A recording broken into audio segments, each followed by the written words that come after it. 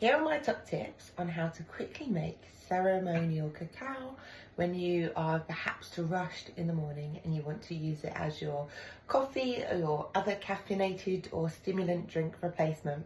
So something to bear in mind if you're going to be drinking cacao on a daily basis. You just want to reduce your portion size down to somewhere between 10 and 20 grams.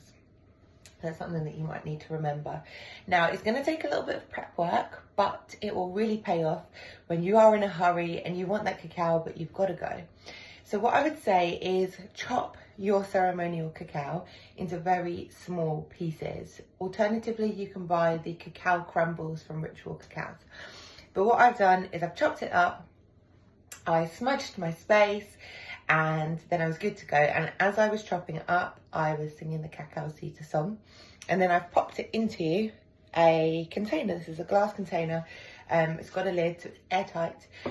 And now I'm going to store it in my cupboard. Alternatively, you could store it in pre-weighed out containers, if that makes sense. If you know that you're going to want 15 grams every day, you can measure it, pop it into the containers in the cupboard, so it's good to go when you're ready.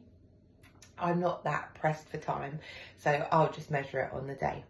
Now, I've got two different techniques to make the cacao if you don't want to do it on the hob, as perhaps traditionally done. Now, the first technique, maybe not my favourite technique, is to use a blender. Now, the reason why it's not my favourite technique is there's a few reasons. So, technically, we shouldn't be putting really hot or boiling water into plastic items in general, but plastic blenders. It probably will even say it on the packaging, and that's because sometimes the plastics leak out into whatever inside the blender. So just bear that in mind. If you've got a glass blender, then go for it. If you don't, as I don't, then I just try and be really quick. What I would do is I would put all of my dry ingredients in first, and then quickly put the hot water on, put the lid on, and blend it for about 30 seconds. Whilst I am blending the cacao, this is our opportunity to set our intentions, if we have some, for this cacao. Perhaps it's, please give me energy for my day, please help me react with love in all situations today, whatever it is. And it's our opportunity to give thanks to every being, every person that made it possible for you to have this cacao on this day. So thank you to the earth, thank you to the rainwater, the sunshine, the air, thank you to the farmers, the wisdom keepers, everything. Thank you to the delivery driver who brought it to my house, whatever it is. It's your opportunity to give and feel great. Thanks for those people.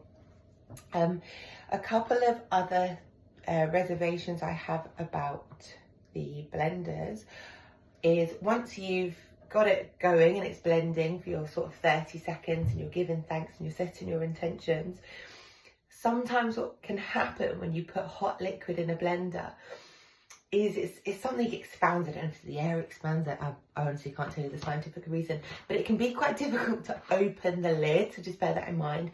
Literally blitz it, open the lid as soon as you take it off. And then sometimes also the pressure that builds up inside, I'm assuming it's the air, sometimes you get like a, so as you open the lid, you spill a bit of your cacao. So that's something to bear in mind, but it does give you this really lovely, fluffy, delicious cacao. So that's one technique. Second technique, which is probably my preferred technique, is to use my own little personal thermos. It means that you just give it a good shake for 30 seconds and you actually don't have to do any more washing up, which I quite like, if you're just going to consume the cacao from your cup. So I'm going to show you the second one, my favourite one, my preferred one. I've got in my cup some cacao, and then the white thing is cacao butter, just because I'd like it to be extra creamy today. And I've got some cayenne pepper and some cinnamon. And then in my flask, I've already put some honey.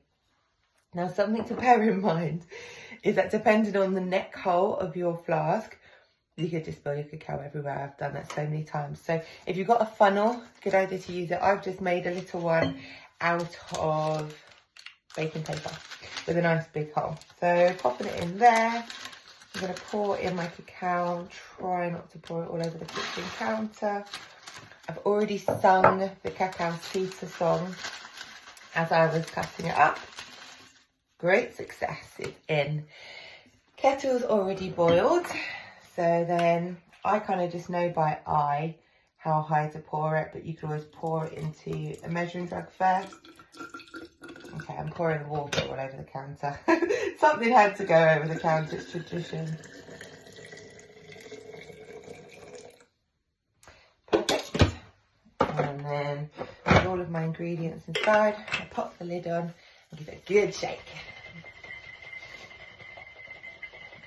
And whilst I'm doing this, I am giving thanks and setting my intention.